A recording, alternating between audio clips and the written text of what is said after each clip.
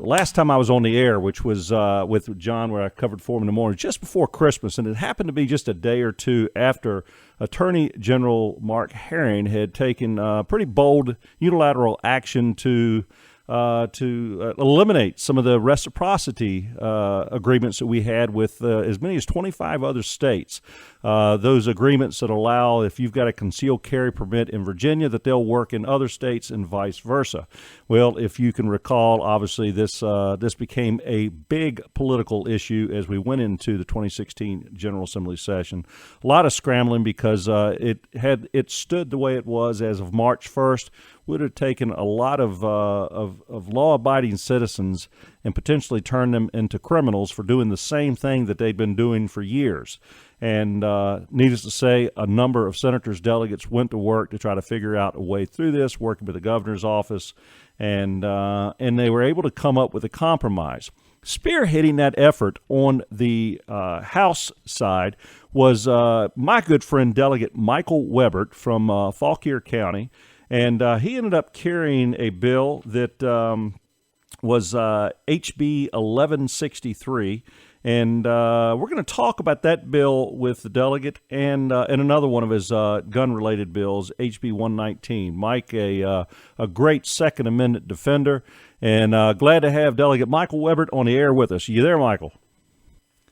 Yes, sir. Okay. Mike, glad to have you on board, and certainly glad that you stepped up and carried this bill, which ultimately became something that keep probably you and me both legal when we go visit North Carolina or South Carolina and other places.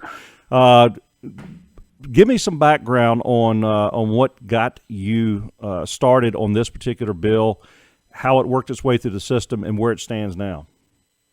Well, you're talking about HB 1163, and that, essentially when the Attorney General made his recommendation and the state superintendent followed suit in not engaging in reciprocity with other states, my office and everybody a lot of folks that I'm associated with and constituents began calling me, and we put in an op-ed, an opinion piece in the Washington Post, which they ran, that was fairly factual and just pointed out how law-abiding CCP holders like yourself and me, that we are much more statistically law-abiding than your average citizen, and that we go through these extra steps to be able to conceal carry.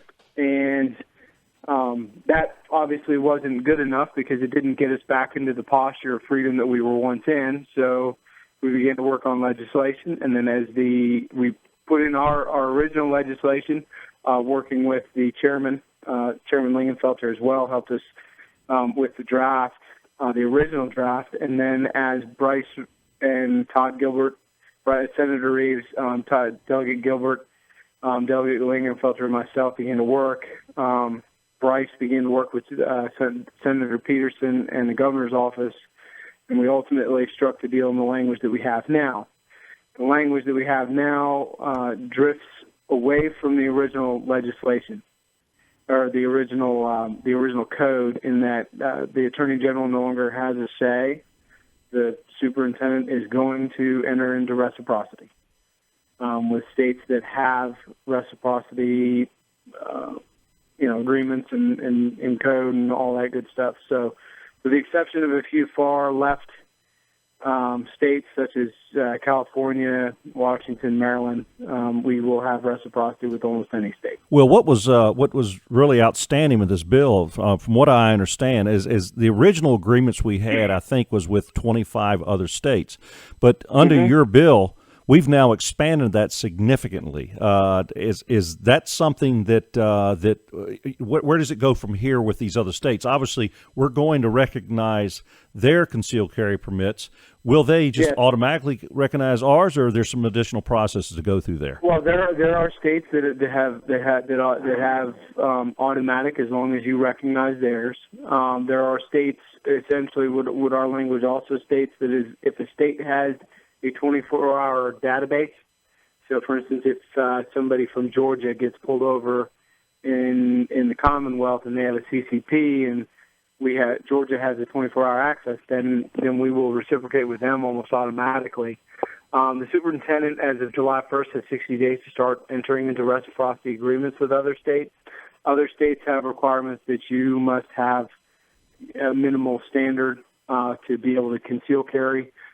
We meet most of those, and I think we also are maybe a little bit more stringent on some. So I think it puts us in a really good posture to pick up to 8 states. So we'll be at 32, 33 states, hopefully, by the end of the process. Well, that's good news for those who travel and are Virginia concealed carry permit holders. Now, when you speak of the superintendent, you're talking about superintendent of the state police. Is that correct? Yes, sir. And the way it had worked before is, I guess it was the superintendent has been monitoring. They essentially confirm whether we can enter reciprocity with one state or another. In this case, the Attorney General had gone in, and I don't know that he superseded his authority, but he certainly took unusual steps to pull this away. Yes, he did. Well, what he did was the language of the original language passed in 1997 stated that the superintendent is going to enter may enter into reciprocity agreements with other states and have recommendation from the Attorney General. I'm paraphrasing. And now it's the superintendent shall enter into reciprocity agreements, and then we have 24 hours. We have the metrics, and he shall. There's no ifs, ands, buts about it. There's no the governor's office can't change if we change administrations. Can't change that. So that's something that he shall do. The Attorney General no longer has a say in whether or not we do or not. So. Well, your bill ultimately passed the House and the Senate, and it went to the governor's desk. Has it been signed yet? Oh, yeah. We signed it during session. It was part of a deal that was struck in that the Senate Bill 610 as well as my House Bill 1163 were the two concealed carry bills. Bryce Reeves carried the Senate version. And then we had 2 other pieces of legislation. One that allowed Virginia State Police to conduct voluntary background checks at gun shows. So 2 private citizens, if one thinks the other is fairly sketchy, they can go get a background check to confirm suspicions or to disconfirm suspicions. And then the other one was those of us that are proponents for the Second Amendment are fairly focused on process, due process, in that the Second Amendment of the U.S. Constitution, or Article 1, Section 13 of the Virginia Constitution, is a right. You don't lose your rights unless you go through due process, which is why we have a judiciary system. So under a permanent protective order, there is a process where the judge hears the case and then issues a permanent protective order, which lasts 2 years.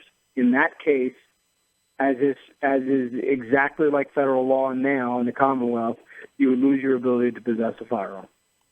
Okay, so there was undergone the process. There was some compromise with that then, but yes, it is. And I assume obviously that had to have bipartisan support as well. And so is all of this legislation, was it all enacted at one time? And the other question with this, you and I, of course, understand what the emergency clause is, where most legislation passed and signed by the governor will go in effect July 1.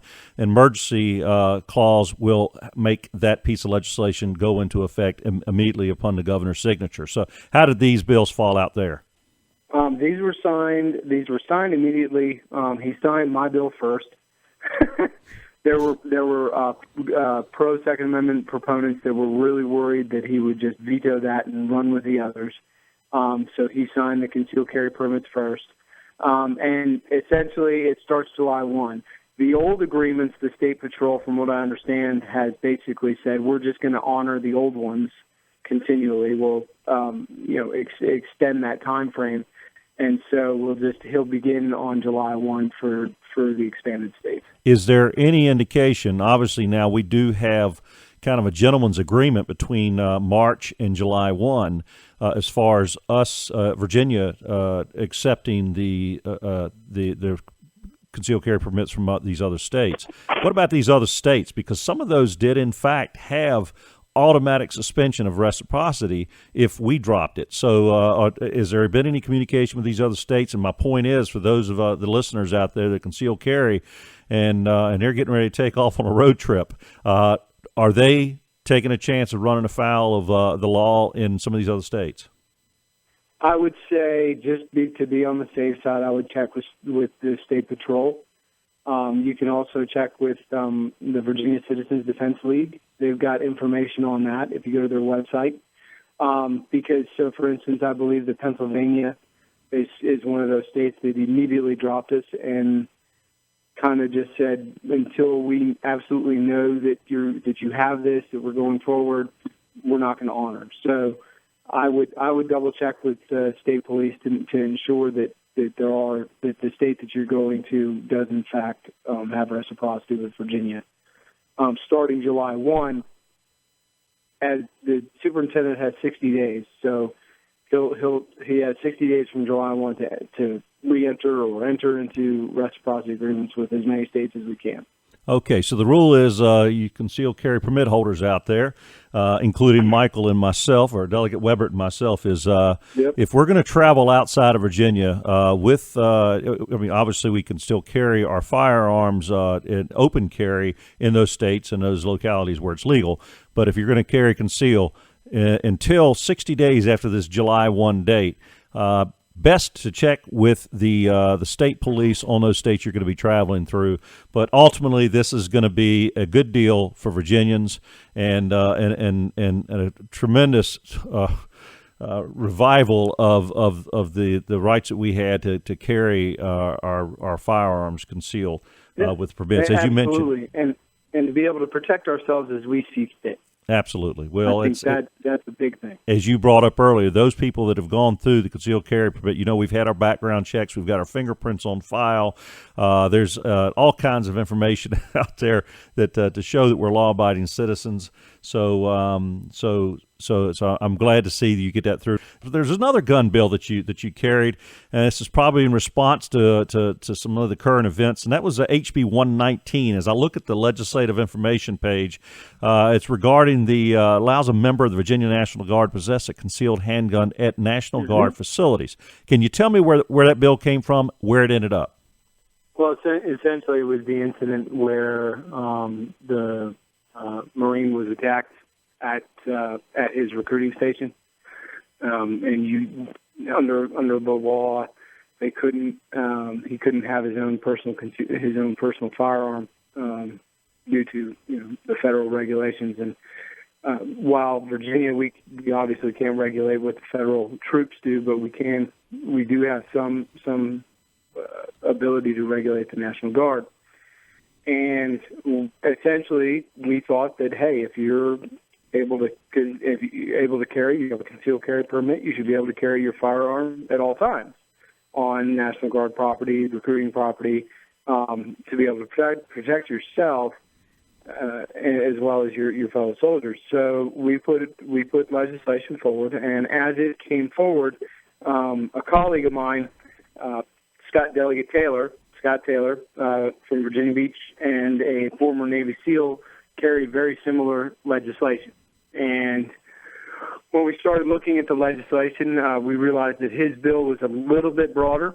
And so what we did was we rolled my legislation in because it had a couple of different tweaks in regards to who had authorization. The base commander still had authorization. We changed it so that during especially ops and certain things like that, obviously they couldn't carry.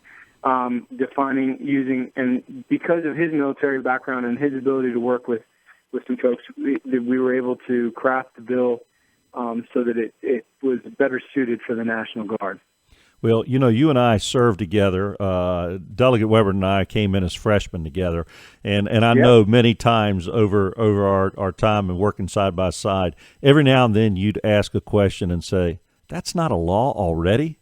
or and it makes sense already. You've been proven to be a pretty clean cut fellow if you've got your or lady if you've got your concealed carry permit, and now you're obviously you've been through firearms training as a member of Virginia National Guard.